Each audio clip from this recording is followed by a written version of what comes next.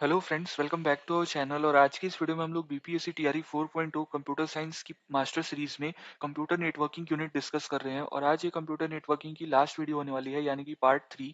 और इससे पहले हमने पार्ट 1 एंड पार्ट 2 को ऑलरेडी चैनल पे अपलोड कर दिया है। तो जिन लोगों ने अभी तक उस वीडियोस को नहीं देखा है तो आप उस वीडियो को प्लीज देख लीजिएगा, जिसमें मैंने important concept of computer networking discuss किए हुए हैं। तो आप उस वीडियो को जरूर चेक कीजिएगा, जिसका लिंक आपको इस वीडियो के डिस्क्रिप्शन में मिल जाएगा। और जो लोग स्टेट फेज 2 पेपर को टारगेट करने वाले हैं बेसिकली कंप्यूटर साइंस सब्जेक्ट के लिए, तो आपके लिए हमने एक यूनिक सी प्लेलिस्ट चैनल पे ऑलरेडी बना दी है। तो आप उस वीडियोस को जरूर एक्सेस कीजिएगा, और उसका प्लेलिस्ट का भी लिंक आपको इस वीडियो के डिस्क्रिप्शन में मिल जाएगा, ताकि आपकी प्रिपरेशन और भी अच्छी तरीके से हो पाए। तो before jumping on to the video, अगर आपको वीडियो अच्छी लगी तो प्लीज़ वीडियो को लाइक कीजिएगा, अपने दोस्तों तक शेयर कीजिएगा। और अगर आप चैनल पर नए हैं और चैनल को अभी तक सब्सक्राइब नहीं किए हैं तो प्लीज़ चैनल को जरूर सब्सक्राइब कीजिएगा। तो आइए वीडियो को शुरू करते हैं। तो हमारा फर्स्ट क्वेश्चन है कि which of the following best describes the concept of an intranet. तो क्वेश्चन ध्यान से देखिएगा, क्वेश्चन में इंट्रानेट पूछा है।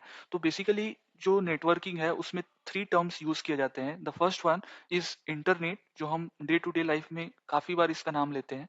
तो first is intranet, the second one is uh, first one is internet, second one is intranet, and the last one is extranet. So these are the three terminologies that are widely used in the networking domain. So basically हम हमारा question जो है वो intranet से है। So intranet से पहले हम लोग इंटरनेट को समझ लेते हैं। तो इंटरनेट जो है वो एक, हम बोलते हैं कि ग्लोबल नेटवर्क है। जैसे कि ये कॉमन डेफिनेशन वाइज हम चल रहे हैं अभी इंटरनेट की। अगर आप इंटरनेट को रियल वर्ल्ड से अगर कनेक्ट करोगे, तो जैसे कि मैं फॉर एग्जांपल अपने फ्रेंड से अगर कनेक्ट करना है मुझे, तो मैं उसको वीडियो कॉल करता हूँ, या फिर अगर सोशल मीडिया पे अगर मेरा फ्रेंड है तो मैं अपने सोशल मीडिया अकाउंट से अपने फ्रेंड तक रीच आउट करता हूँ। तो ये बेसिकली कैसे पॉसिबल हो पाता है? तो ये सब हो पाता है इंटरनेट कनेक्शन की हेल्प से। हम लोग अपने फोन में डेटा रिचार्ज कराते हैं, तो बेसिकली उससे ही हमें इंटरनेट प्रोवाइड होता है, और वहां से हम इंटरनेट कनेक्शन स्टैब्लिश करते हैं। और फिर या हम उसे वीडियो कॉल करें, या फिर हम social media platforms like Facebook या फिर इंस्टाग्राम या फिर व्हाट्सएप, इसके थ्रू हम अपने कम्युनिकेशन को स्टैब्लिश कर पाते हैं। तो बेसिकली इंटरनेट जो है ये ग्लोबल नेटवर्क की तरह वर्क करता है। जैसे कि फॉर एग्जांपल आपके कोई फैमिली मेंबर होंगे जो फॉरेन में होंगे, तो वहां पे आपको उनसे कनेक्ट करना होता है, तो आप वहां पे भी इंटरनेट को बीच में आता है, इंटरनेट आता है। आपको कई सारे प्लेटफॉर्म्स हैं जो वीडियो कॉलिंग को प्रोवाइड कराते हैं। तो आप व्हाट्सअप यूज करते हो, आप ईमो यूज करते हो, कई सारे प्लेटफॉर्म्स हैं। तो ये सब कैसे पॉसिबल हो पाता है? Just because of internet. So internet की हेल्प से पूरे across the globe, across the world, जितने भी लाइक प्राइवेट नेटवर्क हैं, पब्लिक नेटवर्क हैं, गवर्नमेंट लाइक जो भी वेबसाइट्स हैं, वो सब के सब बेसिकली एक नेटवर्क के थ्रू कनेक्टेड हैं। तो और उसी नेटवर्क को हम बोलते हैं इंटरनेट। तो ये बेसिकली मैंने क्या कहा कि internet is a global network that connects millions of private, public और government networks world wide using some standard protocols. तो ये होता है बेसिकली आपका इंटरनेट। नेक्स्ट है हमारा इंट्रानेट। इंट्रानेट बेसिकली होता है, जैसे कि एक हम एग्जांपल लेते हैं, जैसे कि फॉर एग्जांपल एक कोई कंपनी है एक्स वाई जेड। तो उस कंपनी में फॉर एग्जांपल 10 लोग काम करते हैं। तो उस कंपनी की कुछ सिक्योरिटी पॉलिसीज होंगी, कुछ रूल्स रेगुलेशन होगा, जिसमें बेसिकली उस कंपनी एक्स वाई जेड में 10 लोग जो काम कर रहे हैं, तो उनका जो कंपनी का कुछ एक कुछ कोई भी कंपनी का जो होता है सिक्योरिटी रूल्स होती हैं, कुछ ऐसे एप्स होते हैं जो कि कंपनी के बाहर के लोगों के लिए एक्सेसिबल नहीं होते हैं। उनके लिए उनको ऑथेंटिकेट होना होगा, उनके लिए यूजर नेम और पासवर्ड प्रोवाइड किया जाता है। तो बेसिकली इंट्रानेट जो होता है ये एक प्राइवेट नेटवर्क होता है विद इन एन ऑर्गेनाइजेशन। और उस ऑर्गेनाइजेशन के लोग ही उस लाइक फीचर्स को, फैसिलिटीज को यूज कर सकते हैं। तो ये इंट्रानेट जो है ये एक प्राइवेट नेटवर्क होता है within an within within an organization, या फिर आप एक कंपनी बोल सकते हो। तो एक कंपनी के अंदर जो है कुछ ऑथेंटिकेटेड यूजर होंगे। जैसे मैंने बोला कि 10 लोग हैं, तो वो 10 लोग जो हैं वो ऑथेंटिकेटेड यूजर हैं उस कंपनी के। तो सिर्फ वही ऑथेंटिकेटेड यूजर ही उस कोई भी फीचर्स को, या कोई फैसिलिटीज है, या कोई सिक्योरिटी टूल है, उस टूल को वो एक्सेस कर सकते हैं, सिर्फ ऑथेंटिकेटेड यूजर। तो ये इंट्रानेट होता है। So intranet is a private network within a company where only authorized user can access its features or its facilities. So ये होता है intranet. Next term is extranet. So extranet में क्या होता है कि यहाँ पे ये भी एक प्राइवेट नेटवर्क है, बट द डिफरेंस इज कि इंट्रानेट में बेसिकली जो ये आपका सेकंड था इंट्रानेट, इंट्रानेट में कोई आउटसाइड स्टैक होल्डर को हम परमिशन नहीं देते हैं कि आप हमारे ऑर्गेनाइजेशन की किसी फाइल को, किसी डायरेक्टरी को, किसी टूल को आप एक्सेस करो। बट एक्स्ट्रानेट में क्या होता है कि ये भी एक प्राइवेट नेटवर्क है, बट इसमें जो एक्सटर्नल यूजर्स हैं, जो स्टैक होल्डर्स हैं, क्लाइंट हैं, उनको एक्सेस दी जाती है। और उनको एक्सेस तभी दी जाती है जब उनके पास कोई एक यूजर नेम और पासवर्ड प्रोवाइड किया जाता है कंपनी के द्वारा, और उसी यूजर नेम और पासवर्ड से वो लोग फाइल को या फिर कोई एक टूल को एक्सेस कर पाते हैं। तो यहाँ पे इस प्राइवेट नेटवर्क में एक लिमिटेड एक्सेस प्रोवाइड किया जाता है क्लाइंट्स को। तो ये हम कैसे लिख पाएंगे कि it is a private network that x tends a company intranet बोलेंगे हम इसे। कंपनी के जो इंट्रानेट, लाइक कंपनी के जो एम्प्लॉयज हैं जो उस कंपनी में काम करते हैं, वो तो ऑथेंटिकेटेड यूजर हैं, सिर्फ वही उस टूल को, उस फाइल को एक्सेस कर सकते हैं। बट अगर हमें कोई ऐसे आउटसाइड यूजर को, किसी एक्सटर्नल यूजर को अगर एक्सेस देना है, तो उसके लिए हम लोग एक्स्ट्रानेट का यूज करते हैं। सो इंट्रानेट दैट और intranet to allow limited access to external users. So basically external users को हम लिमिटेड एक्सेस देते हैं किसी कंपनी की, तो वो होता है बेसिकली हमारा एक्स्ट्रानेट। इसको आप एक एग्जांपल से भी समझ सकते हो, जैसे कि फॉर एग्जांपल कोई यूजर है और वो यूजर किसी सॉफ्टवेयर कंपनी को कांटेक्ट करता है कि मुझे एक आपसे सॉफ्टवेयर बनाना है। तो बेसिकली ये चीज हम सॉफ्टवेयर इंजीनियरिंग में भी डिस्कस करेंगे। तो वहां पे क्या होता है, बेसिकली वो जो यूजर है, वो उसे कोई एक सॉफ्टवेयर बनाना है, तो वो एक सॉफ्टवेयर कंपनी XYZ को कांटेक्ट किया।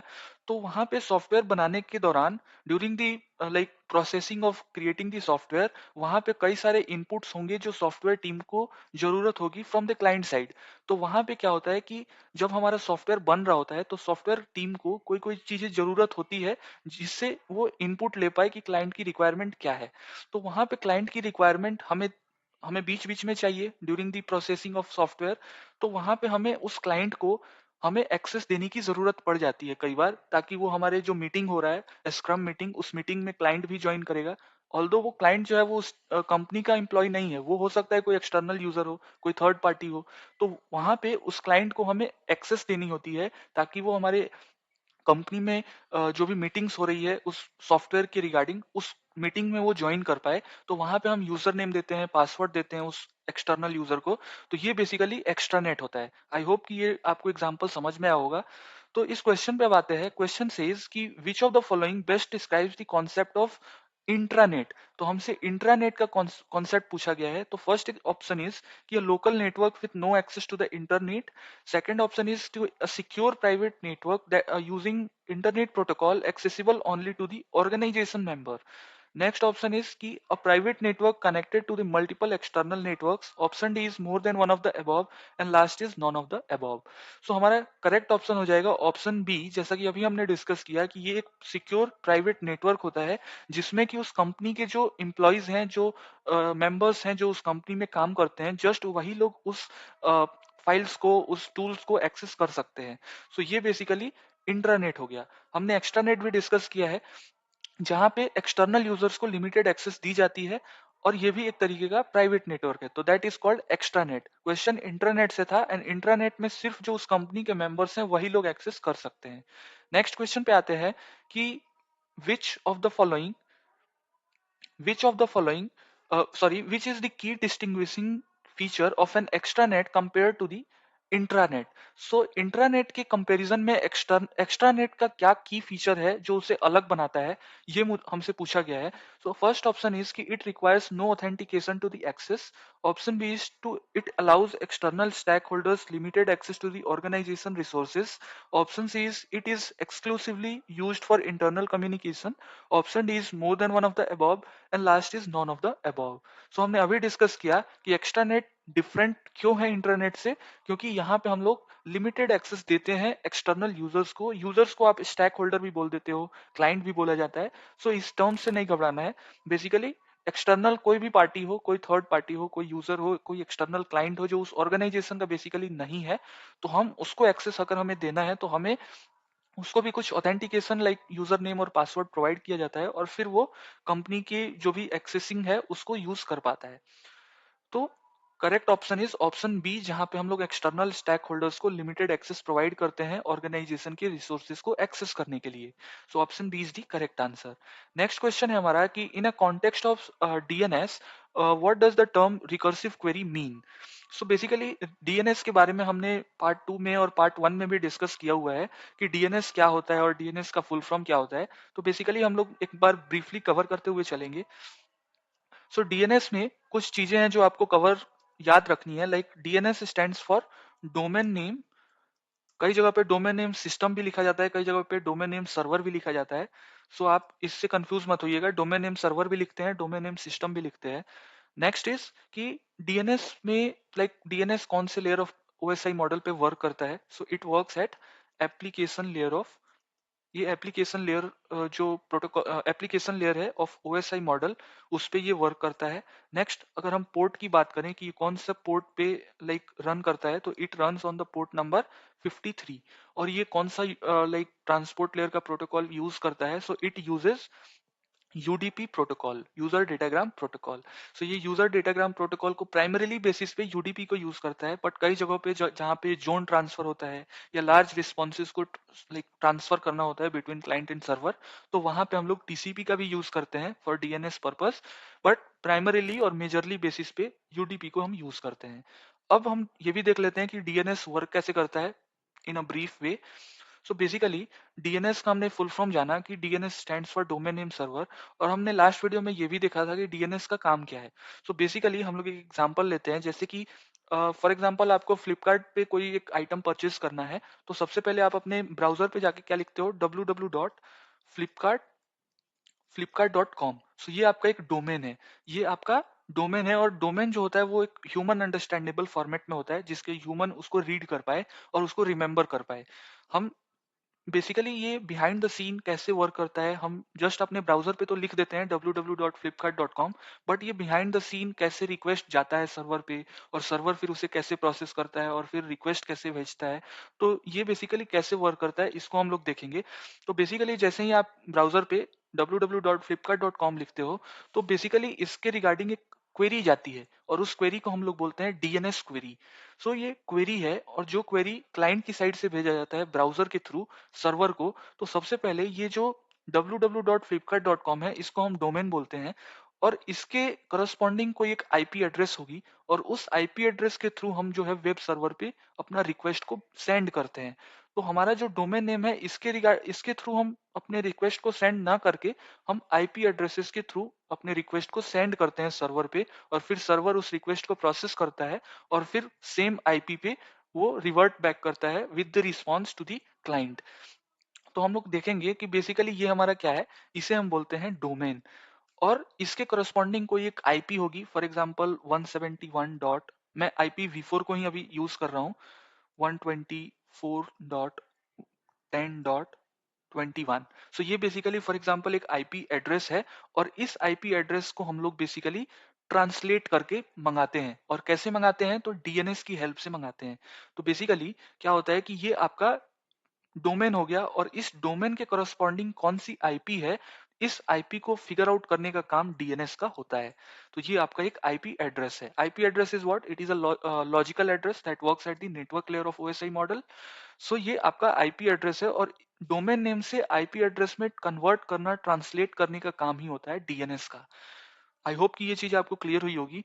तो डीएनएस में बेसिकली 3 से 4 हम लोग पैरामीटर्स यूज करते हैं, कई जगहों पे उसे 3 में भी हम लोग ओवरलैप करके काम कर लेते हैं, बट मेनली 4 स्टेप्स होते हैं बेसिकली डीएनएस में।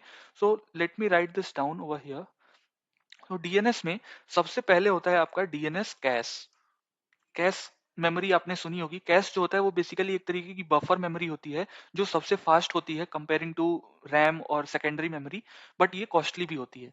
तो कैश मेमोरी जो होता है, सबसे पहले जैसे ही आपने ब्राउजर पे ये रिक्वेस्ट डाला कि www.flipkart.com, तो सबसे पहले ये जो रिक्वेस्ट है ना, ये जो रिक्वेस्ट है, ये सबसे पहले आता है डीएनएस कैश में, और वो चेक करता है कि इस पर्टिकुलर डोमेन के करस्पॉन्डिंग कोई आईपी डीएनएस कैश में सेव है या नहीं। अगर वो डीएनएस में सेव होगी, डीएनएस कैश में सेव होगी, तो जस्ट वो यहीं से लाइक इस आईपी को रिटर्न करेगा, और आपका जो सर्वर पे रिक्वेस्ट भेज दिया जाएगा। बट अगर ये www.flipkart.com के जो करस्पॉन्डिंग आईपी है ये वाली, अगर इस डीएनएस कैश में नहीं मिलेगी तो फिर ये क्या करेगा, उस रिक्वेस्ट को बेसिकली उस डोमेन की करस्पॉन्डिंग आईपी को सर्च करेगा। और उस आईपी को वो कैसे सर्च करेगा, तो सबसे पहले ये जाएगा डीएनएस रिजॉल्वर के पास। डीएनएस रिजॉल्वर क्या करेगा, आपका जो रिक्वेस्ट है लाइक www.flipkart.com का, उसको लेके भेजेगा किसके पास, रूट सर्वर के पास। रूट सर्वर फिर ये सबसे एंट्री पॉइंट होता है जहां पे आपका जो डोमेन नेम के करस्पॉन्डिंग जो आईपी है उसको सबसे पहले फिगर आउट करने का काम रूट सर्वर का होता है। रूट सर्वर आपका जो प्रोसेस है जो रिक्वेस्ट का, उसको भेजता है किसके पास, टीएलडी के पास। TLD stands for top level domain. हमारे पास जैसे कि इस डोमेन का अगर हम एग्जांपल लें, तो इसमें लास्ट में आप देख रहे हो डॉट कॉम लगा हुआ है, यहाँ पे लास्ट में डॉट कॉम लगा हुआ है। आपने कई सारी वेबसाइट भी देखी होंगी, जैसे बीपीएससी की जो वेबसाइट है उसके लास्ट में डॉट जीओवी लगता है, दैट मीन्स कि वो एक गवर्नमेंट वेबसाइट है। आपने उसी तरीके से आपने कई सारे आर्मी की भी वेबसाइट है जहाँ पे डॉट एम आई एल लगता है, military dot M I L. तो ये बेसिकली डोमेन होता है, और डोमेन के करस्पॉन्डिंग जो ये लिखा गया है ना वेबसाइट लाइक www.flipkart.com, इसको फिल्टर आउट करने का काम टीएलडी का होता है। टीएलडी के पास कई सारे होते हैं, जैसे कि डॉट कॉम हो गया, आपका डॉट जीओवी हो गया, आपका डॉट एनआईसी भी लिखते हैं कई जगह पे, या फिर आपका डॉट इन हो गया इंडिया के लिए, डॉट ऑस्ट्रेलिया, डॉट एयूएस हो गया, एयू फॉर एग्जांपल, एयू शायद लिखते हैं। सो ये बेसिकली आपका कई सारे डोमेन होते हैं, जीओवी है, एनआईसी है, इन है, डॉट कॉम है। तो इतने कई सारे आपके ये टॉप लेवल डोमेन्स होते हैं। तो रूट सर्वर सबसे पहले आपके इस डोमेन को देखेगा और इस डोमेन के करस्पॉन्डिंग आपके टीएलडीज में फिल्टर आउट कर देगा। आपका वेबसाइट डॉट कॉम का है तो वो डॉट कॉम वाली टीएलडी के पास भेजेगा। और ये होने के बाद सबसे जो लास्ट स्टेप होता है उसको हम लोग बोलते हैं ऑथोरिटेटिव ऑथोरि ऑथोरिटेटिव सर्वर। ये जो होता है ये सबसे लास्ट स्टेप होता है, अथॉरिटेटिव सर्वर। और इसी अथॉरिटेटिव सर्वर के पास आपका जो ये आईपी है ये अवेलेबल होता है। तो हमने क्या देखा, सबसे पहले हमारी जो ये क्वेरी है www.flipkart.com की, ये सबसे पहले डीएनएस कैश के पास जाती है। अगर वो डीएनएस कैश में अवेलेबल है तो वो तो जस्ट इसको रिटर्न कर देगा। बट अगर अवेलेबल नहीं है तो हमारा रिक्वेस्ट फिर डीएनएस रिजॉल्वर के पास जाएगा। डीएनएस रिजॉल्वर से वो रूट सर्वर के पास जाएगा, एंड रूट सर्वर फिर उस बेसिकली flipkart.com को फिल्टर आउट करेगा लास्ट के इस सफिक्स को देख के कि ये बेसिकली डॉट कॉम है या डॉट जीओवी है या डॉट एम आई एल है। उसके बेसिस पे ये वेबसाइट को फिल्टर आउट करेगा, और उसके बाद से ये अथॉरिटेटिव सर्वर पे जो है वो आपके रिक्वेस्ट को फर्दर भेजेगा, और फिर आपके रिक्वेस्ट को जो है वो फिर वहां से फर्दर रिक्वेस्ट आपका प्रोसेस होगा और आपकी आईपी रिटर्न करके भेज दी जाएगी।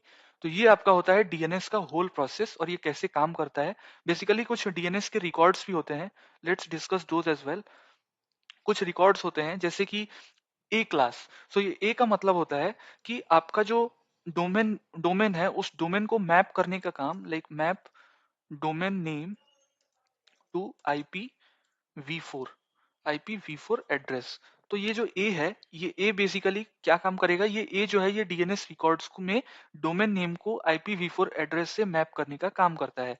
नेक्स्ट अगर हम देखें तो यहाँ पे एक डबल ए यानी कि 4 टाइम्स ए भी लिखा जाता है, जिसका काम क्या होता है कि to map domain names to IP v six IP v six address. IP v four address को मैप करना होगा डोमेन नेम से, तो वहां पे हम ए को सिर्फ यूज करते हैं। और अगर आईपी वी सिक्स से मैप करना है डोमेन नेम को, तो वहां पे हम लोग 4 टाइम्स ए रिकॉर्ड का यूज करते हैं। एक और होता है जैसे कि जिसे हम लोग बोलते हैं एमएक्स। एमएक्स का फुल फॉर्म होता है मेल को एक्सचेंज करना। तो it basically specifies mail to mail server. Next है आपका सी नेम। सी नेम जो है इसका काम क्या होता है, जैसे कि आपका एक डोमेन है, उसको दूसरे किसी डोमेन से मैप करने का काम, map one domain to another domain इसका काम इसको करने के लिए आप सीनेम का यूज करते हो। जैसे कुछ ही दिन पहले बीपीएससी ने अपनी जो पुरानी वेबसाइट थी, उस पुरानी वेबसाइट को मॉडिफाई करके एक नई वेबसाइट बनाई है। तो अगर आप पुरानी वेबसाइट पे भी जा करके एक्सेस करने की कोशिश करते हो, तो आप उस नए वाली वेबसाइट पे रिडायरेक्ट हो जाते हो। तो ये बेसिकली कैसे पॉसिबल होता है? ये इस सीनेम की हेल्प से होता है। सीनेम में वो लोग अपनी क्वेरी को डाल देते हैं जो आपका प्रीवियस वेबसाइट था, और उसको कौन से नए वाले वेबसाइट से मैप कराना है, ये काम इस सीनेम का होता है। तो ये बेसिकली सब डीएनएस ही करके देता है आपको। तो ये आई होप कि डीएनएस क्या होता है, कैसे वर्क करता है, कौन सी लेयर पे काम करता है, इसमें डोमेन नेम को आईपी एड्रेसेस से कैसे मैप करते हैं, क्या टोटल प्रोसेस है, ये आई होप कि आपको क्लियर हुआ होगा। अगर फिर भी कोई डाउट है तो आप प्लीज अपने डाउट को कमेंट में हमसे जरूर पूछिएगा, या फिर आप वीडियो को एक बार पीछे करके भी देख सकते हैं, जिससे कि आपको वो चीज क्लियर हो जाएगी। तो अब क्वेश्चन पे आते हैं कि in the context of DNS what does the term recursive query mean.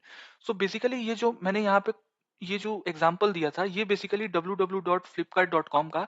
तो ये बेसिकली ब्राउजर की साइड से सबसे पहले बिहाइंड द सीन क्या होता है कि इस डोमेन नेम को सर्च किया जाता है कैश में।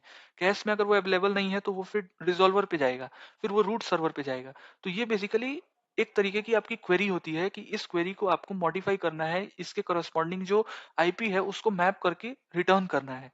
तो ये रिकर्सिव क्वेरी का मतलब यही होता है। आते हैं अब अपने ऑप्शंस पे। Option says the first option is की the DNS server refers the query to the another server for resolution.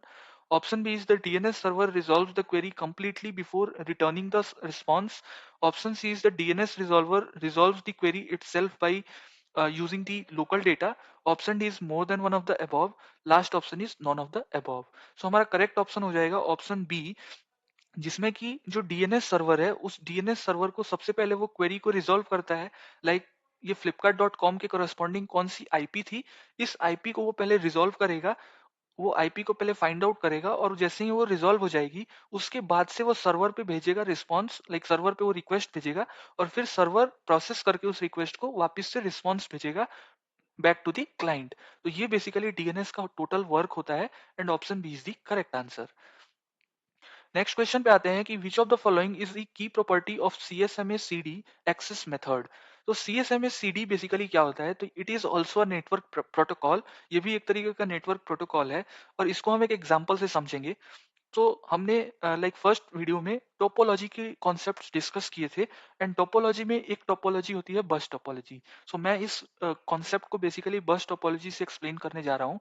सो अगर आपने टोपोलॉजी की कॉन्सेप्ट आपको नहीं पता है तो आप प्लीज वीडियो नंबर फर्स्ट को देखिएगा, जिसका लिंक आपको इस वीडियो के डिस्क्रिप्शन में मिल जाएगा, जिसमें मैंने topology, OSI model layer, TCP IP model सबको डिस्कस किया हुआ है। तो आप उसको जरूर चेक कीजिएगा। तो बेसिकली बस टोपोलॉजी में क्या होता है, एक आपका ये जो लाइन्स है, ये आप बैकबोन केबल इसको बोलते हैं। ये एक बैकबोन केबल होता है जो नाम से ही पता चल रहा है, बैकबोन जो कि आपका सबसे मेन वायर होगा। और इसी वायर से थ्रू ड्रॉप लाइन सॉरी, ये होता है ड्रॉप लाइन। इस ड्रॉप लाइन से आपके जो डिवाइसेस हैं वो कनेक्टेड होते हैं। So what is topology? Basically topology is the arrangement of devices with in a network. Network में डिवाइसेस कैसे कनेक्टेड हैं, इस चीज को ही टोपोलॉजी बोला जाता है। तो यहाँ पे एक ये बड़ा सा केबल है, जिस केबल को हम बैकबोन केबल बोलते हैं, and through this backbone cable there are so many multiple devices that are connected through drop lines. तो ये ड्रॉप लाइन्स हैं, और इसी ड्रॉप लाइन्स की मदद से आपके कई सारे डिवाइसेस कनेक्टेड होते हैं। तो इस चीज को मैंने एक्सप्लेन्ड वे में पार्ट नंबर 1 में कवर किया हुआ है, तो आप उसे जरूर चेक कीजिएगा। तो जैसे कि एक एक छोटा सा एग्जांपल हमने लिया है बस टोपोलॉजी का। तो इस बस टोपोलॉजी में 4 डिवाइसेस कनेक्टेड हैं। तो फॉर एग्जांपल सीएसएमए में क्या होता है? सीएसएमए में ये एक नेटवर्क प्रोटोकॉल है, और इस नेटवर्क प्रोटोकॉल में हमारे पास एक सिंगल शेयर्ड कम्युनिकेशन चैनल होता है। मैंने क्या बोला? मैंने बोला कि एक सिंगल शेयर्ड कम्युनिकेशन चैनल होता है, और उसी के थ्रू डेटा को जो है वो ट्रांसफर किया जाता है from one device to another device. फिर से मैं एक बार बोल रहा हूँ कि CSMA/CD is a network protocol that transfers the data through a shared communication channel between source to destination. So यहाँ पे एक सिंगल शेयर्ड कम्युनिकेशन चैनल होगा, और उसी के थ्रू डेटा जो है वो one device to another device transfer होता है। तो फॉर एग्जाम्पल इस वाले डिवाइस को डेटा भेजना है। For example the device A, ये फॉर एग्जाम्पल डिवाइस ए है, and device A wants to send data to device D. ठीक है, ये डिवाइस डी को इसे डेटा ट्रांसफर करना है थ्रू दिस चैनल। ठीक है, अब CSMA-CD का फुल फॉर्म पहले डिस्कस कर लेते हैं। CSMA-CD stands for carrier sense media access. क्या मैंने बोला? Carrier sense media access. और यहाँ पे मैंने CD भी लिखा है, तो CD stands for collision. Collision collision D for detection. So collision detection for CD। So basically ये एक्सेस मेथड है जिसमें हम क्या करते हैं, carrier sense media access, basically collision detection. So इसमें क्या होता है, जैसे कि the device A wants to send some data to device D, तो क्या करेगा, सेंडर ए जो है वो इसमें डेटा को जो है इस चैनल पे अपलोड कर देगा। इस चैनल पे जस्ट डेटा को अपलोड कर दिया और फिर ये चैनल के थ्रू ये डेटा जो है ये डी तक आएगा। But before that, for example assume कीजिएगा कि ये आपका सेंडर सी है और ये आपका रिसीवर बी है फॉर एग्जाम्पल। तो और जैसे ही इसने डेटा को ट्रांसफर किया इस शेयर्ड मीडिया पर, वैसे ही सी को मान लीजिए कि सी को डेटा ट्रांसफर करना है बी के पास। उसी सेम टाइम पे यहाँ से सी ने जो है वो भी अपना डेटा इस चैनल पे अपलोड कर दिया। तो अब क्या होगा कि ए का इधर से डेटा आ रहा था फॉर क्लाइंट डी, और उसी सेम टाइम पे क्लाइंट सी जो था डिवाइस सी से डेटा बी के लिए रिलीज कर दिया गया ओवर द सेम चैनल। तो अब क्या होगा कि यहाँ से ए का जो डेटा है और जो इधर से सी का डेटा आ रहा है, ये आपस में क्या होगा, कोलाइड हो जाए। कोलाइड मतलब आपस में टकरा जाना। सो ये बेसिकली CSMA CD का यही काम होता है कि जब आपका जो सिंगल शेयर्ड मीडिया पे जब एक से ज्यादा डिवाइसेस एक ही बार पे डेटा को ट्रांसफर कर देते हैं, तो वहां पे डेटा जो है वो आपस में कोलाइड कर जाता है, आपस में डेटा टकरा जाता है और उससे डेटा जो है वो लॉस हो जाता है। बट ऑब्वियस है कि जब डेटा सी कुछ दूसरा डेटा भेज रहा था, ए कोई दूसरा डेटा भेज रहा था, वो आपस में कोलाइड कर गए, तो वहां पे डेटा पैकेट्स जो है वो लॉस्ट हो जाएंगे। तो ये बेसिकली CSMA CD क्या कहता है कि यहाँ पे जैसे ही डेटा कोलाइड हो गया, तो अब डेटा सिग्नल्स यहाँ से जनरेट करके यहाँ से जैम सिग्नल, उसको हम क्या बोलते हैं, जैसे ही यहाँ पे कोलिजन होगा, इस कोलिजन के बाद से यहाँ से एक जैम सिग्नल जनरेट किया जाएगा। और ये कौन जनरेट करता है, तो ये CSMA CD ही करता है। CSMA CD एक तरीके का नेटवर्क प्रोटोकॉल है और वही इस जैम सिग्नल को जनरेट करेगा। कब जनरेट करता है, जब डेटा यहाँ पे कोलाइड कर गया, आपस में टकरा गया। तो ये डेटा यहाँ पे कोलाइड कर गया तो जैम सिग्नल ट्रांसफर होगा, और ये जैम सिग्नल किसके पास भेजा जाएगा, ये जैम सिग्नल जैसे ही यहाँ पे टकरा गया डेटा, तो ये जैम सिग्नल वापस से भेजा जाएगा सेंडर ए के पास, और ये जैम सिग्नल भेजा जाएगा किसके पास, डिवाइस सी के पास। उससे क्या होगा, जैसे ही इसको जैम सिग्नल पहुंचेगा, इसको मिलेगा सी को और ए को, वैसे ही ये लोग डेटा को ट्रांसफर रोक देंगे। Like it stops transmitting the data back to the channel. ठीक है। तो यहाँ पे क्या होगा, जैसे ही इन्हें जैम सिग्नल मिलेगी, वैसे ही ये लोग ट्रांसमिशन अपना रोक देंगे। और फिर एक रैंडम टाइम के बाद, लाइक एक टाइम बाउंड दिया जाता है कि इतने टाइम के बाद से वो लोग दोबारा से ट्रांसमिशन को रीट्राई कर सकते हैं। उस टाइम को हम लोग बेसिकली बोलते हैं बैक ऑफ टाइम। उस टाइम को हम लोग बेसिकली बैक ऑफ टाइम बोलते हैं। यहाँ पे मैं लिख दे रहा हूँ, back of back off time. Back off time क्या होता है, तो जैसे ही यहाँ पे ये कोलिजन हुआ, कोलिजन होने के बाद से जैम सिग्नल लाइक जनरेट किया जाएगा किसके द्वारा, CSMA CD के द्वारा। और जैसे ही वो जैम सिग्नल लाइक सेंडर ए को मिलेगा और सेंडर सी को मिलेगा, तो वो फिर जो सेंडर ए होगा या फिर सेंडर सी होगा, वो डेटा का ट्रांसमिशन रोक देगा। क्योंकि उन्हें फिर पता चल जाएगा कि जैम सिग्नल हमें मिल रहा है, दैट मीन्स कि हमारा डेटा चैनल पे कहीं पे कोलाइड कर गया है। तो जैसे ही उन्हें जैम सिग्नल मिलेगा, तो वो लोग अब स्टॉप हो जाएंगे। और फिर एक बैक ऑफ टाइम के बाद, लाइक एक टाइम स्लॉट होता है, उस टाइम स्लॉट के बाद वो फिर से डेटा को लाइक स्टार्ट करेंगे ट्रांसमिशन ओवर द चैनल।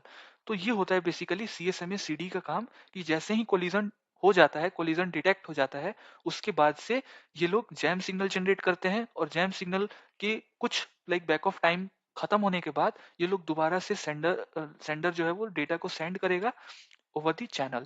तो ये बेसिकली पूरा CSMA CD होता है। आई होप कि ये चीज आपको क्लियर हुई होगी। अब ऑप्शंस पे आते हैं कि it eliminates the collision in the wired network. Next is it requires time synchronization across all the nodes. Option C is it handles collision by retransmitting after a random delay.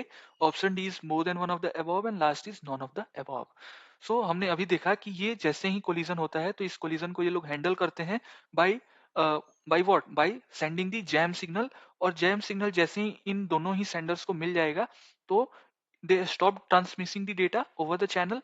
And once the back off time expires, like जैसे ही ये back off time like 30 second या 1 minute के बाद से आप दोबारा से रिट्राई कर सकते हो। तो जैसे ही वो 1 मिनट का जो टाइम है वो एक्सपायर होगा, खत्म हो जाएगा, दे दे अगेन रिट्राई, वो फिर से रिट्राई करेंगे for sending the data over the channel.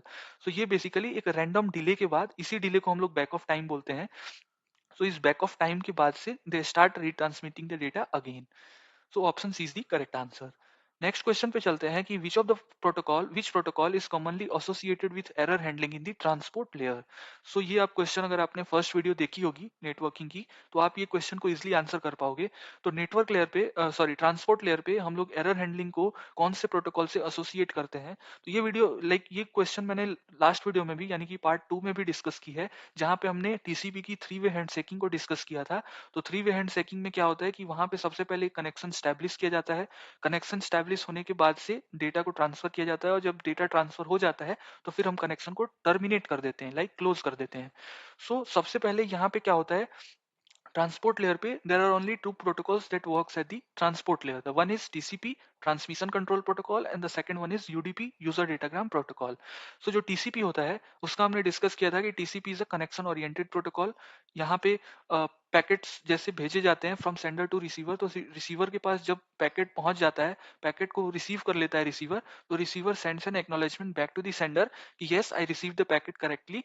And फिर उसके बाद से सेंडर जो है, अगर उसे एक्नॉलेजमेंट मिल गया तो दैट इज फाइन, और उसके बाद से वो नेक्स्ट पैकेट को फिर फॉरवर्ड करता है बैक टू द रिसीवर। और अगर उसे एक्नॉलेजमेंट नहीं मिला रिसीवर के साइड से, तो फिर से वो वापस से सेम पैकेट को रिसीवर को भेजता है। तो यहाँ पे एरर हैंडलिंग हम टीसीपी में करते हैं, यूडीपी में एरर हैंडलिंग की कोई ऐसी फैसिलिटीज नहीं है। यूडीपी ऑल्दो फास्ट होता है, जिसका यूज हम लोग वीडियो कॉलिंग, लाइव स्ट्रीमिंग जो यूट्यूब पे करते हैं, तो उस सब में यूडीपी का यूज होता है। टीसीपी का यूज हम कहाँ करते हैं, लाइक एचटीटीपी रिक्वेस्ट भेजनी है ब्राउजर पे, या फिर कोई फाइल सेंड करना है, हम मेल भेजते हैं एसएमटीपी, तो वहां पे टीसीपी का यूज किया जाता है। तो इसका करेक्ट आंसर हो जाएगा टीसीपी। टीसीपी में हम लोग एरर हैंडलिंग करते हैं, जहां पे अगर कोई पैकेट हमारा लॉस्ट हो गया नेटवर्क में, तो वहां पे हम क्या करते हैं, फिर से पैकेट को रिट्रांसमिट करते हैं। और जब तक हमारा पैकेट रिसीवर तक नहीं पहुंच जाता, रिसीवर की साइड से एक्नॉलेजमेंट नहीं रिसीव होता, तब तक हम वेरीफाई वैलिडेट नहीं करेंगे कि हमारा जो पैकेट है ये सक्सेसफुली रिसीवर तक पहुंच गया है। अगर हमें एक्नॉलेजमेंट मिल जाएगा then we will proceed with the next packet. अगर हमें acknowledgement नहीं मिला then we'll again resend the same packet back to the receiver. So I hope कि ये चीज आपको क्लियर हुई होगी। नेक्स्ट क्वेश्चन पे चलते हैं कि what role does a MAC address serve in networking. Networking में हमने दो तरह के एड्रेसेस पढ़े हैं। The first is IP address that works at the network layer of OSI model, and दूसरा है MAC address. MAC address stands for media access control. And इसका मैक एड्रेस का यूज हम लोग डेटा लिंक लेयर पे करते हैं, और इसका यूज जो है बेसिकली स्विचेस करते हैं। Switches is what, switches is a networking device जो कि with in a local network devices, कई सारे डिवाइसेस एक लोकल नेटवर्क में कनेक्टेड होते हैं, तो उन नेटवर्क्स को डेटा भेजने का काम स्विचेस का होता है। एंड राउटर्स जो है वो नेटवर्क लेयर पे काम करते हैं, and routers works with the IP address.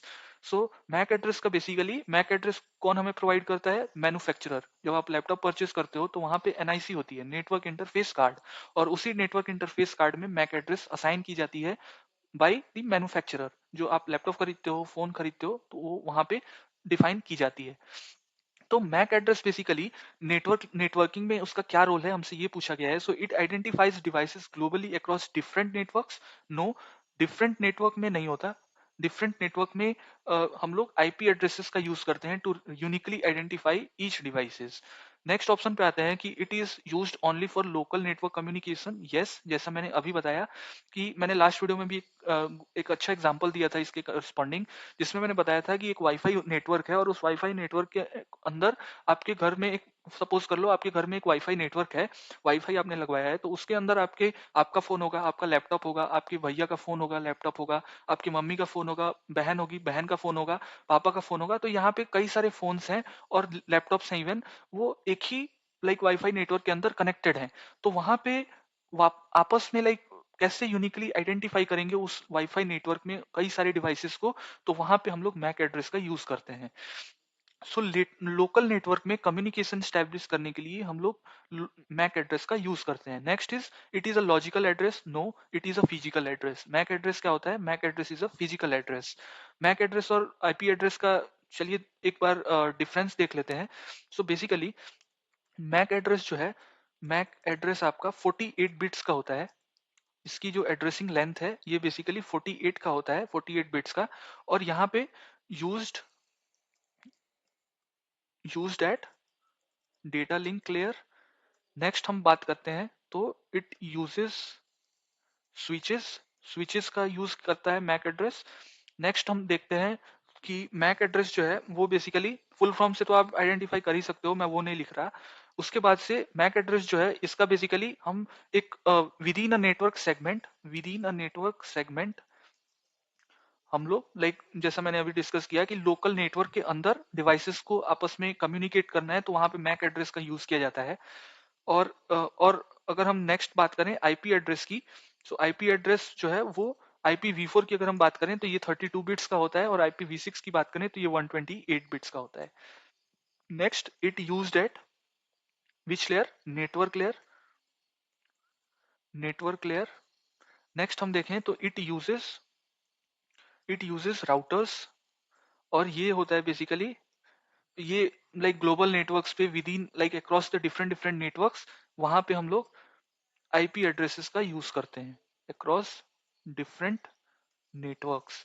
तो यहाँ पे हम लोग आईपी एड्रेस का यूज करते हैं। सो बेसिकली ये आपके कुछ लाइक बेसिक डिफरेंसेस हैं आईपी एड्रेस और मैक एड्रेस के बीच में।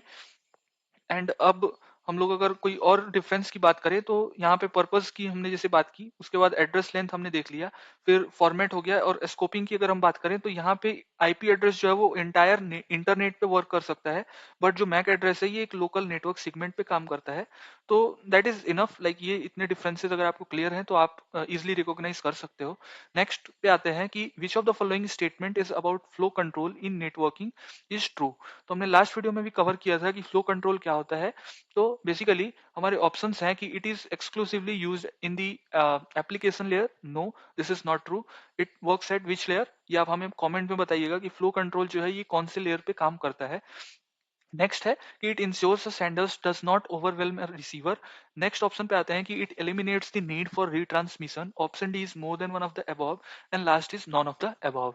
सो बेसिकली फ्लो कंट्रोल जो है, फ्लो कंट्रोल में एक कॉमन सा प्रिंसिपल हम यूज करते हैं जिसे हम बोलते हैं स्लाइडिंग विंडो प्रोटोकॉल। सो स्लाइडिंग विंडो प्रोटोकॉल में क्या होता है?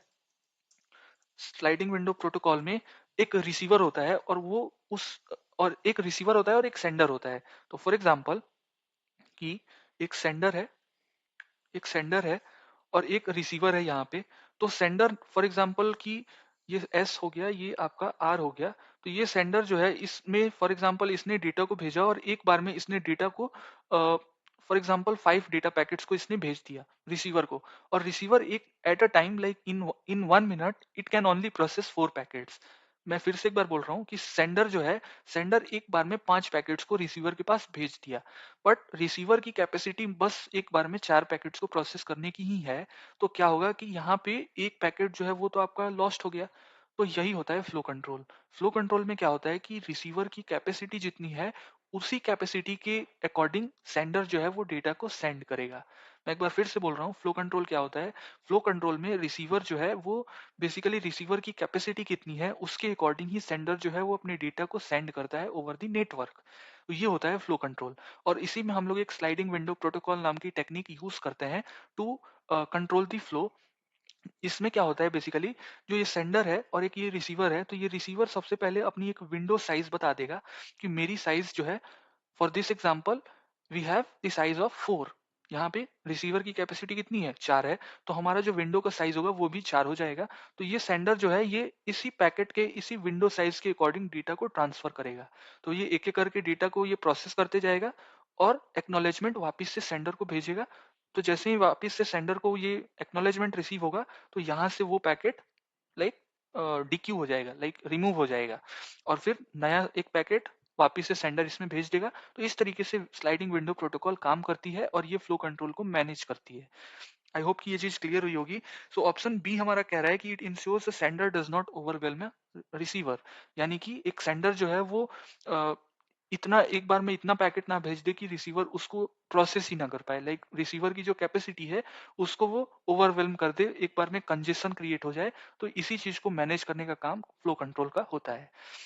नेक्स्ट क्वेश्चन पे आते हैं कि which type of transmission mode involves data flowing in both the directions but only one direction at a time. ये भी हमने डिस्कस किया हुआ है कि there are three types of transmission mode. First is simplex, second is half duplex, third is full duplex.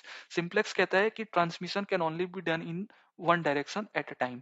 Like हमारा जो keyboard है, कीबोर्ड से हम डेटा को ट्रांसफर करते हैं अपने पीसी में, तो ये आपका सिंप्लेक्स होता है।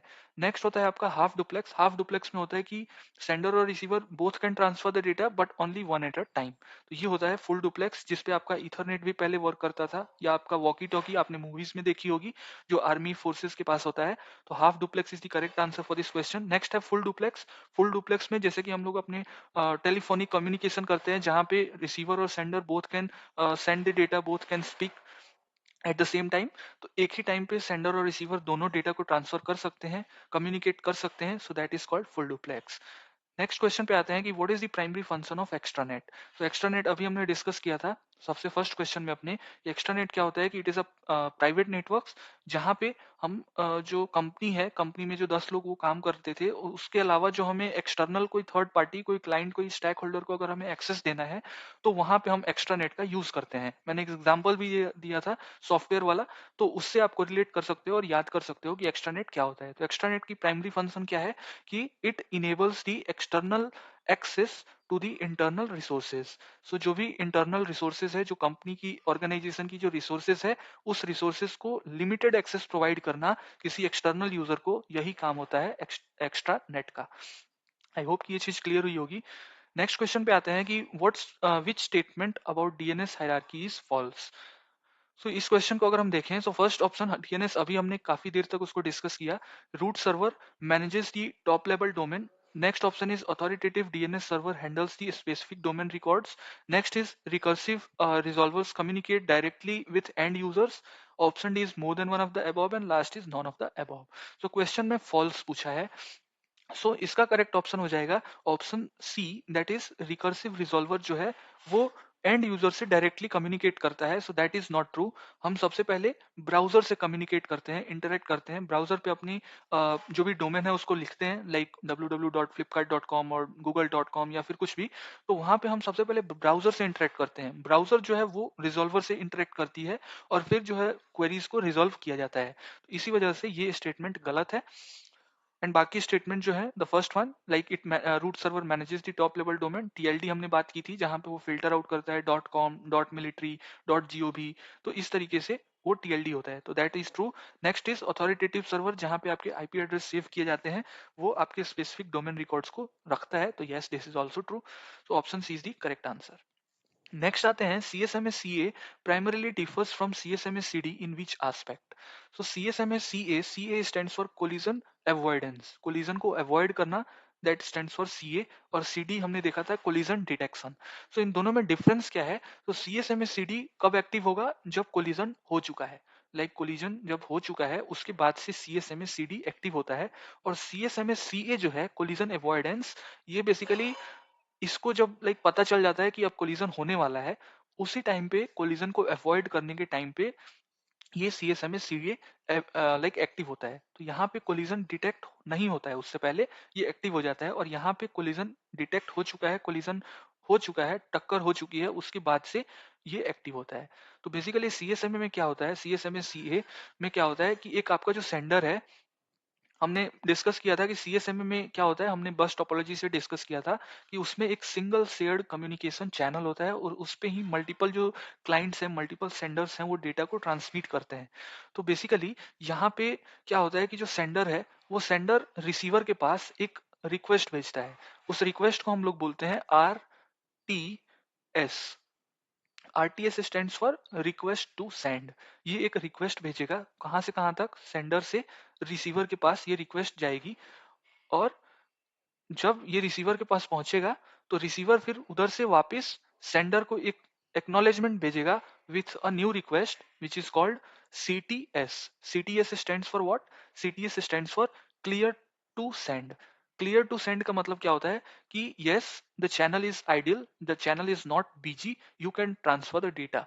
ठीक है, मैं एक बार फिर से बोल रहा हूँ कि CSMS CA में हमने क्या कहा कि CSMS CA में क्या होता है कि एक कॉमन सा चैनल होता है और उसी चैनल पे मल्टीपल डिवाइसेस एक बार में डेटा को ट्रांसफर करते हैं। And to avoid the collision we use CSMS CA protocol. ये क्या करता है कि अवॉइडेंस कोलिजन को अवॉइड करने के लिए ये क्या करता है, सबसे पहले जो सेंडर है वो आरटीएस रिक्वेस्ट भेजेगा किसके पास, रिसीवर के पास। RTS call that means request to send, मुझे डेटा ट्रांसफर करना है। और अगर ये रिक्वेस्ट रिसीवर तक नहीं जाएगी तो रिसीवर एक्नॉलेजमेंट नहीं भेजेगा। तो सेंडर को क्या लगेगा कि अगर मुझे अभी तक एक्नॉलेजमेंट नहीं आई दैट मीन्स कि जो चैनल है वो अभी बिजी है, या फिर चैनल पे कोई डेटा ऑलरेडी लाइक मूव कर रहा है और यहाँ पे कोलिजन अभी हो सकता है, इस वजह से वो डेटा को नहीं भेजेगा। जब उसे एक्नॉलेजमेंट आ जाएगी रिसीवर के साइड से, वो तभी लाइक डेटा को चैनल पे अपलोड करेगा और फिर फॉरवर्ड करेगा बैक टू दी रिसीवर। तो इस तरीके से यहाँ पे कोलिजन को अवॉइड किया जाता है। पहले कॉल्स भेजी जाती हैं रिक्वेस्ट टू सेंड, वो रिसीवर को आएगा, रिसीवर को अगर वो सक्सेसफुली मिल गया तो रिसीवर वापस भेजेगा like CTS clear to send, आप भेज सकते हो चैनल पे, और उस टाइम पे ही कोलिजन को अवॉइड किया जा सकता है। सो इसको डिफरेंस क्या है, difference is this collision avoidance. Next question पे आते हैं कि in error handling which method involves retransmission of data after a time out. So error handling में बेसिकली जो हम डेटा लिंक लेयर पे करते हैं, तो यहाँ पे रिट्रांसमिशन जो डेटा का है या फिर हम जो ट्रांसपोर्ट लेयर पे भी करते हैं, तो वहाँ पे स्टॉप एंड वेट ARQ का हम यूज करते हैं।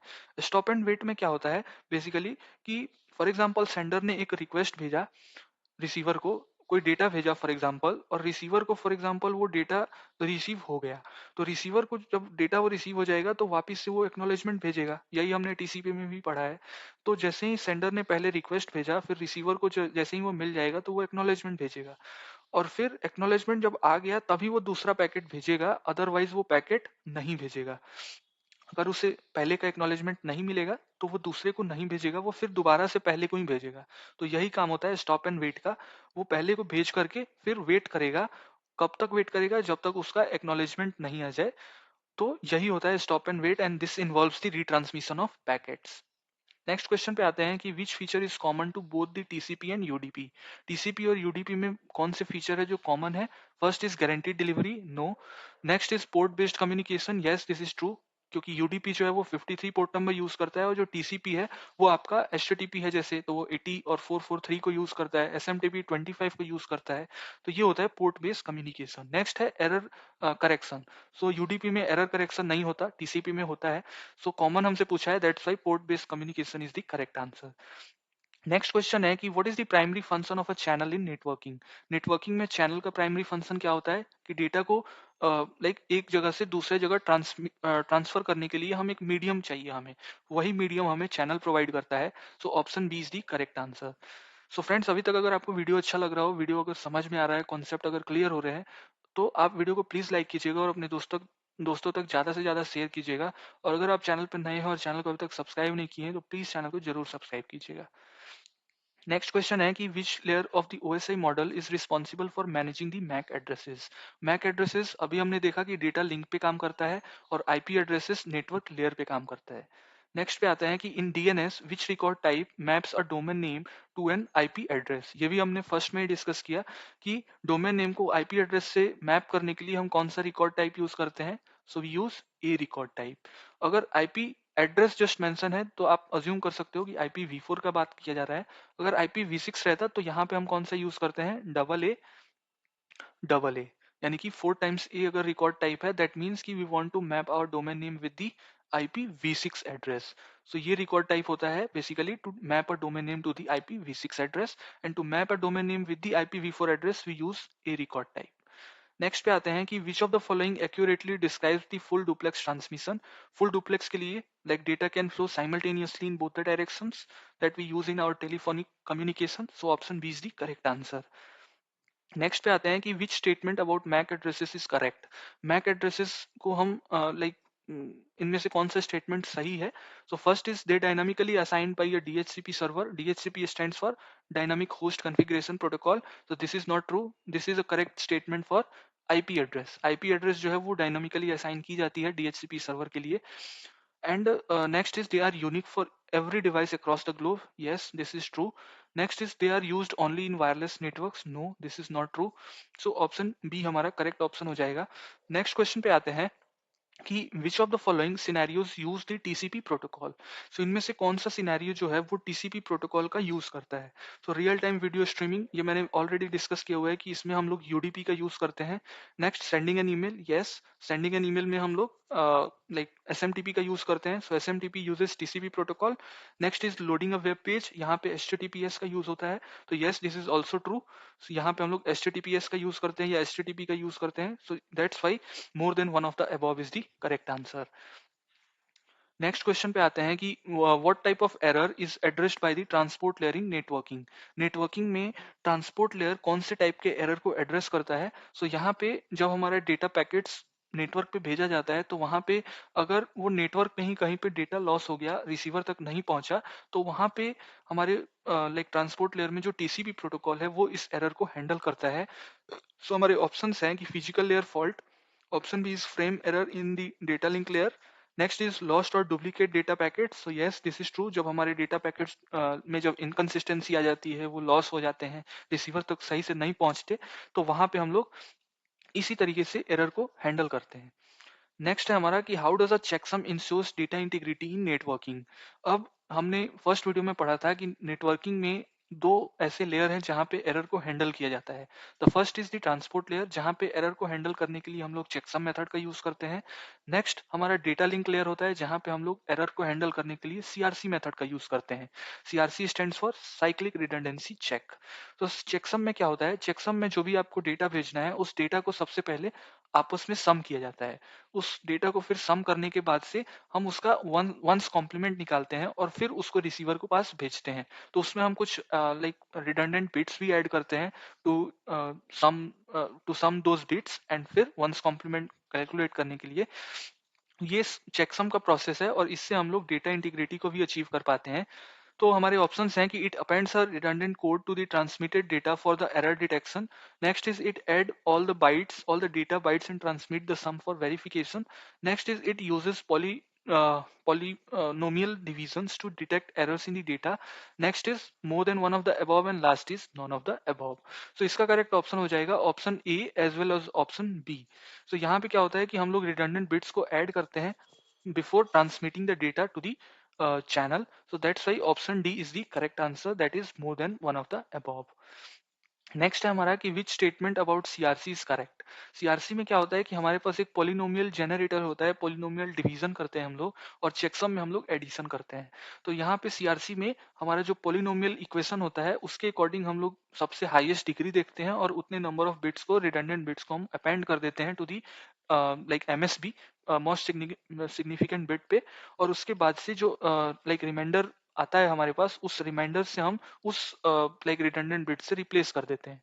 तो यही हमारा करेक्ट ऑप्शन हो जाएगा। CRC divides the data by a generator polynomial and appends the remainder to the data. So friends, ये पीडीएफ अगर आपको चाहिए होगा तो आपको इस पीडीएफ लाइक आपको टेलीग्राम पे मिल जाएगा। टेलीग्राम का लिंक आपको इस वीडियो के डिस्क्रिप्शन में मिल जाएगा। तो अगर आप अभी तक टेलीग्राम से नहीं जुड़े हो हमारे, तो आप उससे जुड़ जाइएगा to access those PDF and जो भी regular updates regarding BPSC TRE 4 और स्टेट से रिलेटेड है, तो उसके लिए आप हमारे टेलीग्राम को जुड़ सकते हो। टेलीग्राम का लिंक आपको इस वीडियो के और चैनल के डिस्क्रिप्शन में मिल जाएगा। नेक्स्ट क्वेश्चन है हमारा कि what is the main advantage of using sliding window protocol in the flow control. या अभी हमने देखा कि it allows multiple frames to be send before requiring the acknowledgement. So option C is the correct answer. Next question पे आते हैं कि which of the following is the primary purpose of ARP, address resolution protocol. Address resolution protocol जो है ये आपका कौन से लेयर पे काम करता है, ये आपको हमें बताना है कमेंट में। तो आज अभी तक हमने दो क्वेश्चन आपके लिए दिए हैं। द फर्स्ट इज कि एड्रेस रिजोल्यूशन प्रोटोकॉल कौन से लेयर पे काम करता है of OSI model. Next is flow control कौन से लेयर पे काम करता है। तो ये दोनों चीजें आपको हमें कमेंट में बताना है। तो इसमें प्राइमरी पर्पस पूछा गया है एआरपी का। तो एआरपी का लाइक मेजर पर्पस जो है वो है आपका जो भी आईपी एड्रेसेस है, उस आईपी एड्रेसेस को मैक एड्रेस में कन्वर्ट करना, ट्रांसलेट करने का काम एड्रेस रिजोल्यूशन प्रोटोकॉल का होता है। और आज का हमारा लास्ट क्वेश्चन है कि in networking which of the following best describes the concept of jitter. Jitter का कॉन्सेप्ट इनमें से कौन सा स्टेटमेंट ब्रीफली बेस्ट डिस्क्राइब कर रहा है, ये हमसे पूछा है। First is variability in packet arrival time, option B is total delay in packet transmission, option C is packet loss during the transmission, option D is none of the above and last is none of the above. So basically jitter क्या होता है? तो jitter एक तरीके का आपका अ, जो भी आप जैसे कि एक सिंपल एग्जांपल से समझते हैं, जैसे आप कोई वीडियो कॉल करते हो, तो वीडियो कॉल में आप कई बार आप कहते हो ना कि अपने फ्रेंड को कि आपकी आवाज सही नहीं आ रही है, कट कट के आपकी आवाज आ रही है, या फिर कोई ग्लिच है नेटवर्क में, ऐसा हम बोलते हैं जब हम वीडियो कॉल या फिर फोन पे भी बात करते हैं। तो वो बेसिकली जीटर की वजह से होता है। क्या होता है बेसिकली जीटर? तो बेसिकली एक सेंडर है, जैसे कि मैं हूँ और मेरा एक ये फ्रेंड है, तो इस फ्रेंड पे मुझे इसे कॉल करना है। तो ये बेसिकली सेंडर से रिसीवर के पास डेटा भेजते हैं हम लोग टेलीफोन पे, फॉर एग्जांपल हम लोग बात कर रहे हैं। तो यहाँ पे जब हम डेटा को भेजते हैं तो बेसिकली डेटा को ट्रांसमिट होने में, सेंडर से रिसीवर तक जाने में, फॉर एग्जांपल अगर 20 मिली सेकेंड लग रहा है, 20 मिली सेकेंड अगर लग रहा है, तो तब तो ठीक है। लेकिन अगर कई बार होता है जब हमारा आवाज सही से हमारे फ्रेंड तक नहीं पहुंच पाता, तो उसमें रीजन ये होता है कि ये जो पैकेट का जो एक्चुअल टाइम था वो 20 मिली सेकेंड था, बट जब आवाज कट कट के जा रही थी मेरे फ्रेंड तक, तो उसके पीछे का रीजन था कि जो पैकेट्स मैं भेज रहा हूँ, जो मेरी आवाज है, वो मेरे फ्रेंड तक 30 मिली सेकेंड में पहुंच रहा है। यानी कि आप देख सकते हो कि यहाँ पे डिफरेंस कितने का है, 10 मिली सेकेंड का। और यही जो इनकंसिस्टेंसी होती है, इसी इनकंसिस्टेंसी को जीटर कहा जाता है। तो जीटर बेसिकली क्या कहता है कि जो आपका पैकेट है, जो पैकेट की अराइवल टाइम है रिसीवर की साइड पे, उसमें जब चेंज हो जाता है, पहले 20 सेकंड लग रहे थे, 20 मिली सेकंड लग रहे थे, अब वो 30 मिली सेकंड लगने लगे, यानी कि पैकेट जो है वो अब लेट पहुंच रहा है मेरे फ्रेंड तक। इसी वजह से क्या होता है कि वो आवाज कट कट के पहुंचती है। तो इसी का रीजन जीटर होता है, और इसका करेक्ट ऑप्शन हो जाएगा कि variability in packet arrival time. Packet का जो अराइवल टाइम है उसमें चेंज हो गया, तो यही होता है jitter. So I hope friends कि आज की इस वीडियो में हमने जो 25 क्वेश्चंस डिस्कस किए हैं, ये आपको समझ में आया होगा। जितने भी कॉन्सेप्ट आज हमने डिस्कस किए, ये आपको समझ में आया होगा और आपको बहुत कुछ सीखने को मिला होगा इससे। तो फ्रेंड्स, अगर आपको कोई भी डाउट है तो आप प्लीज़ अपने डाउट को हमें कमेंट में ज़रूर पूछिएगा। Will try try to reach out to you as soon as possible. और अगर फिर भी आपका आपका डाउट है, अगर आप खुद से कवर करना चाहते हो, तो आप वीडियो को एक बार ज़रूर पीछे जाके सुनिएगा। तो फ्रेंड्स, आज की वीडियो में बस इतना ही। आपको वीडियो कैसा लगा हमें ज़रूर कमेंट में बताइएगा, अपने दोस्तों तक ज़रूर शेयर कीजिएगा। और अगर चैनल पे नए हैं और चैनल को अभी भी सब्सक्राइब नहीं किए हैं, तो प्लीज़ प्लीज़ चैनल को ज़रूर सब्सक्राइब कीजिएगा। तो फ्रेंड्स, आज की इस वीडियो में इतना ही, और कंप्यूटर नेटवर्किंग की हमने टोटल 75 क्वेश्चंस डिस्कस कर लिए हैं। तो अब मैं आई बिलीव कि जितने भी कॉन्सेप्ट हैं कंप्यूटर नेटवर्किंग की, वो सब हमने टच कर लिया है। अगर फिर भी मुझसे कुछ छूटा है तो आप ज़रूर हमें टॉपिक्स बताइएगा, जिससे कि हम आगे वीडियोस कंप्यूटर नेटवर्किंग की लेके आएंगे और उस टॉपिक्स को कवर करेंगे। एंड नेक्स्ट वीडियो में हम लोग जो है वो नए यूनिट कवर करने वाले हैं, जिसका आप हमें कमेंट में बताइएगा कि हम नेक्स्ट टॉपिक, नेक्स्ट यूनिट कौन सा लें और उस पर वीडियोस लेके आएँ। तो आप कमेंट में ज़रूर बताइएगा, मैं आपके कमेंट्स ज़रूर देखूंगा और ज़रूर उस पर वीडियोस लेके आने की कोशिश करूंगा। तो thanks friends, thanks for watching. मिलते हैं फिर नेक्स्ट वीडियो में, तब तक के लिए बाय, जय हिंद दोस्तों।